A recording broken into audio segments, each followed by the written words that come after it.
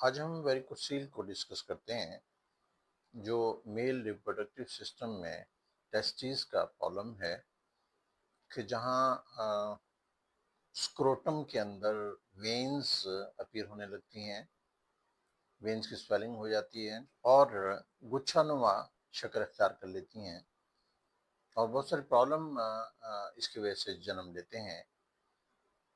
अगर इसकी कॉज को देखा जाए तो वॉल मालफंक्शन टेस्टिकुलर वेन्स की या फिर वेनस प्रेशर का इंक्रीज हो जाना स्क्रोटल वेन्स में, या फिर जेनेटिक टेंडेंसी भी हो सकती है कि जिसकी वजह से वॉल्स वीक हो गई हों या डिफेक्टिव वॉल्व्स हो गए हों।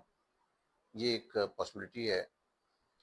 लेफ्ट साइडेड प्रीडोमिनेंस, जो कि anatomical drainage left sided renal vein में उसकी वजह से हो, तो ये एक पॉसिबिलिटी है।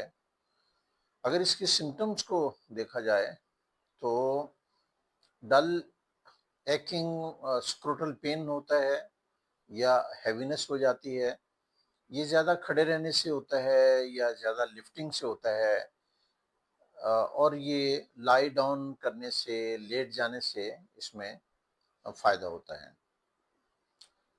एक बैग की सी कैफियत नज़र आने लगती है, जो पेनफुल भी हो सकता है और बाज़ औक़ात पेनफुल नहीं भी होता। टेस्टिस जो हैं वो उनमें एट्रोफी शुरू हो जाती है और उनका साइज़ कम होना शुरू हो जाता है। इनफर्टिलिटी डेवलप हो सकती है, जो कि बाद में काफ़ी प्रॉब्लमेटिक हो जाती है। और स्वेलिंग और ड्रैगिंग सेंसेशन ग्रोइन रीजन में और स्क्रोटम में पेशेंट फील करने लगता है। जो होम्योपैथिक मेडिसिन वेरिकोसील के लिए यूज़ करवाई जाती हैं, उनमें हेमामेलिस एक मेडिसिन है जो कि कंजेस्टेड वेन्स के लिए, सोरनेस के लिए, ब्रूस्ड फीलिंग के लिए और डल एकिंग पेन में उसको यूज़ करवाया जाता है। पल्सोटेलिया एक ऐसी मेडिसिन है जो बहुत इफ़ेक्टिव है हैवीनेस में और शिफ्टिंग पेन में, और वो पेन जो कि खड़े रहने से या वार्मथ से बढ़ जाता हो, उसमें पल्सोटेलिया को यूज़ करवाया जाता है। कैलकेरिया फ्लोर एक मेडिसिन यूज़ करवाते हैं, जो कि वेनस डायलिटेशन की टेंडेंसी हो और हार्ड एनलार्ज्ड वेन्स हों, तो ऐसी सूरत में कैलकेरिया फ्लोर को हम यूज़ करवाते हैं। नक्सोमिका एक मेडिसिन है जो वेरिकोसील में पेल्विक कंजेशन में दी जाती है। सेडेंट्री लाइफ हो अगर पेशेंट की, अगर एक्सेसिव स्टिमुलेंट्स यूज़ किए हुए हों, कॉन्स्टिपेशन भी हो, उसमें पेशेंट में इरिटेबिलिटी भी हो, तो नक्सोमिका यूज़ करवाते हैं। एग्नेस कास्टस एक मेडिसिन है जो सेक्सुअल वीकनेस में, इम्पोर्टेंस में, लो वाइटलिटी और स्क्रोटल वेन की वजह से और स्क्रोटल वेन की डायलिटेशन की वजह से अगर लो विटिलिटी हो तो एग्नेस कास्टस को दिया जाता है। आर्निका यूज़ करवाते हैं, जो कि स्ट्रेन और इंजरी अगर उसकी वजह से वेरिकोसील डेवलप हो गए हों और ब्रूज्ड सोरनेस फीलिंग हो, तो आर्निका को यूज़ करवाया जाता है। डाइट को भी मैनेज करना ज़रूरी होता है, ताकि मैक्सिमम पेशेंट जो है वो बेनिफिट ले सके डाइट की वजह से। हाई फाइबर डाइट, जो कि कॉन्स्टिपेशन को प्रिवेंट करता है, होल ग्रेन, फ्रूट्स, वेजिटेबल्स, इसी तरह से विटामिन सी और एंटीऑक्सीडेंट रिच फूड, जिसमें कि सिट्रस फूड है, बेरीज हैं, जिसमें जिसमें बेल पेपर्स हैं, उसको यूज़ करवाया जाए।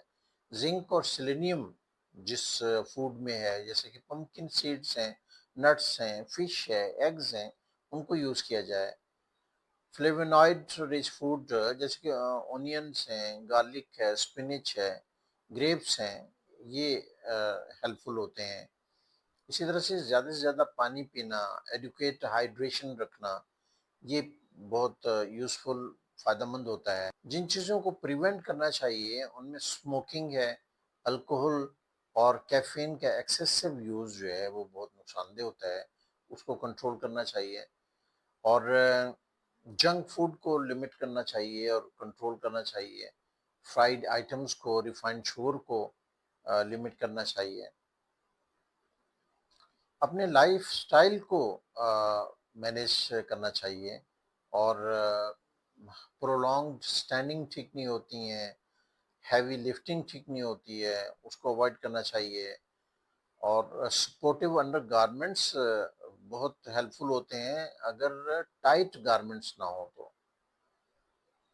हेल्दी बॉडी वेट जो है वो बहुत बेहतर होता है अपना अगर मेंटेन रखा जाए और मॉडरेट एक्सरसाइज को मेंटेन रखा जाए जिसमें वॉकिंग है, स्विमिंग है, साइकिलिंग है, स्ट्रेस को मैनेज किया जाए और प्रॉपर स्लीप को देखा जाए तो इससे वेरिकोसील में और उसको प्रॉब्लम को सॉल्व करने में बहुत हेल्प मिलती है।